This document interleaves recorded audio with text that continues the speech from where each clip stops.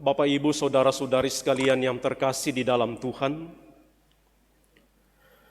sejauh saya memahami, istilah lumpuh dikenakan pada keadaan fisik seseorang yang tidak bisa membuat dia berjalan atau dia tidak bisa bergerak. Lumpuh juga bisa dikenakan pada situasi atau suasana keadaan yang tidak bergerak atau diam. Sehingga kata lumpuh bisa dalam arti fisik, tubuh kita tidak bisa bergerak, tetapi juga dalam arti situasi dan suasana yang tidak bertumbuh dan berkembang. Kisah tentang orang-orang yang mengangkat atau membawa seorang lumpuh untuk berjumpa dengan Yesus dalam Injil Lukas hari ini membawa kita kepada permenungan dalam arti bisa mengambil posisi. Yang pertama menjadi orang-orang yang mengangkat dan memikul orang lumpuh tersebut. Dalam permenungan, dalam beberapa tulisan yang kita baca, iman mereka inilah yang dipuji oleh Yesus. Iman itu yang membuat mereka dengan berbagai cara, upaya dan usaha membawa orang yang lumpuh itu supaya bertemu dengan Yesus. Tidak disebutkan orang-orang dari mana itu, siapa namanya.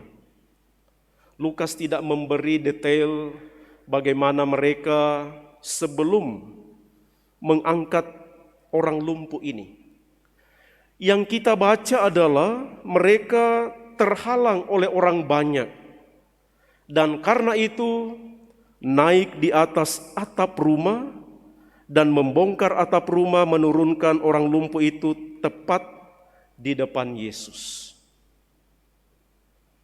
Refleksinya adalah, apakah Anda dan saya menjadi orang-orang yang tahu kebutuhan orang lain, menghantar orang lain untuk bertemu dengan Yesus, dan meyakini bahwa upaya dan usaha apapun untuk berjumpa dengan Yesus selalu akan membawa berkat, selalu akan membawa hasil?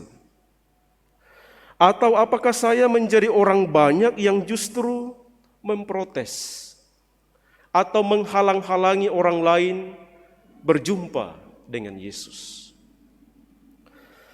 Posisi yang kedua adalah kalau kita menjadi orang yang lumpuh, entah lumpuh secara fisik maupun hati, suasana.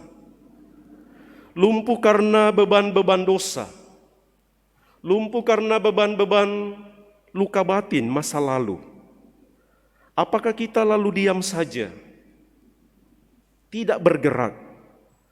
Bacaan pertama memberikan harapan bahwa kedatangan Yesus akan membuat setiap orang yang mengalami kelumpuhan akan memperoleh penyembuhan, akan memperoleh penyelamatan.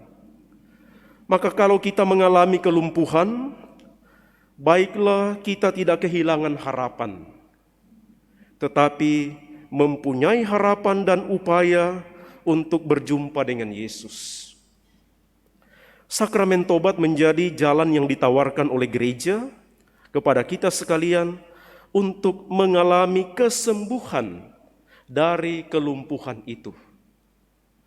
Mudah-mudahan kita tidak menjadi orang-orang Farisi yang berkata seperti dalam Injil, siapa pastor itu yang memberi pengampunan dosa? Bukankah dia menghujat Allah? Bukankah hanya Allah yang memberi pengampunan dosa?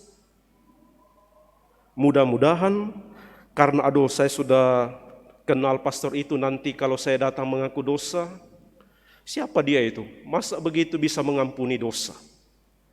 Saudara-saudari, gereja memberikan rahmat untuk mengalami penyembuhan, kesembuhan dari kelumpuhan kita.